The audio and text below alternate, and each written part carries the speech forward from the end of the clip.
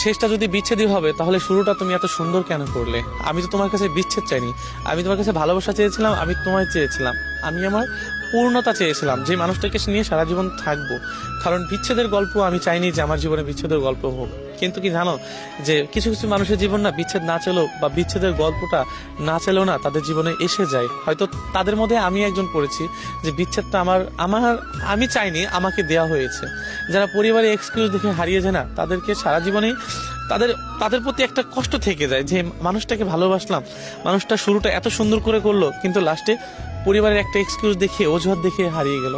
দুনিয়াতে সবচেয়ে বড় কষ্ট কি জানো, যে একটা অজুহাত, যে আমার পরিবারকে মানাইতে পারছে না, আমার পরিবার মানছে না, বা আমি তোমাকে আর চাই না, আমাদের বিচ্ছেদ হোক, এই যে একটা অজুহাত, এই কষ্টটা না দুনিয়ার কোনো ছেলেই না সহ্য করতে পারে না, বা কোনো ভালোবাসার মানুষ এটা সহ্য করতে পারে না। কারণ চাইবেই বা কেন? যে মানুষটাকে সারা জীবন পূর্ণতায় খাতায় চেয়েছে, যে মানুষটাকে নিয়ে সারা জীবন বাঁচতেই চেয়েছে, সেই মানুষটাকে কি কখনো কেউ হারাইতে চায়? কেউ চায় না। এই জন্য না আমি তোমাকে কখনোই হারাইতে চাইনি। কারণ তুমি মিথ্যা ভালোবাসা দিয়েছো, মিথ্যা অভিনয় করেছো, আমি সবই বুঝতে পেরেছিলাম। কিন্তু আমি আশাই ছিলাম যে যদিও আমি আমার ভালোবাসার মানুষটাকে বোঝাইতে পারি, যদি একটু বোঝো, যদি আমার জন্য একটু ভালোবাসা তৈরি হয়, তাহলে হয়তো ওই ভালোবাসার মানুষটিকে আমার হবে, যাকে দেখলে আমার শান্তি জাগে, যাকে দেখলে আমার সারাদিনের ক্লান্তি ভাব দূর হয়, সেই মানুষটাকে হয়তোবা আমি সারা জীবনের জন্য পেয়ে যাবো। এই জন্য না সারা জীবন তোমাকে বুঝিয়ে এসেছি যে আমি ভালোবাসি, কখনো আমার কাছ থেকে হেরে যেও না। আর শেষমেশ কি হলো, যে তুমি আমাকে পরিবার এক্সকিউ দেখে, বা আমাকে ভালো লাগে না, আমার ভালোবাসা তোমার প্রয়োজন নেই, বা আমি মানুষটা তোমার কাছে লাগবে না, বা তোমার দরকার নেই, এমন একটা এক্সকিউজ দেখে তুমি আমার কাছে হারিয়ে গেলে। সত্যি বলতে কি জানো, যে ভালোবাসা না সবার জন্য আসে না, আর সবার জন্য মায়া লাগে না।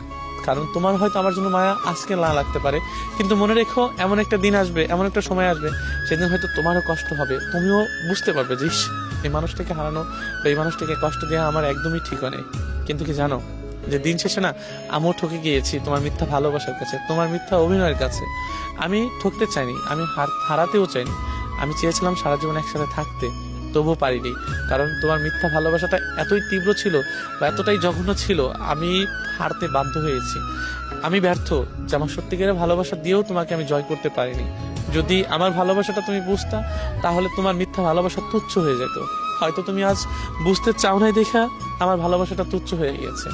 কিন্তু বিশ্বাস করো, আমি শেষটা বিচ্ছেদ চাইনি, আমি তোমায় চেয়েছিলাম, আমি তোমার ভালোবাসা চেয়েছিলাম, আমি পূর্ণতা চেয়েছিলাম, যেই পূর্ণতায় আমরা সারা জীবন একসাথে থাকতে পারবো। কিন্তু দিন শেষে ওই মানুষটাই হেরে যায়। এই জন্য আমি বিচ্ছেদ চাইনি, আমি তোমায় চেয়েছিলাম, তোমার ভালোবাসায় পেয়ে পূর্ণতা পেতে চেয়েছিলাম। কিন্তু আফসোস, আমি তোমায় পেলাম না, লাস্ট বেলায় আমি বিচ্ছেদ পেলাম।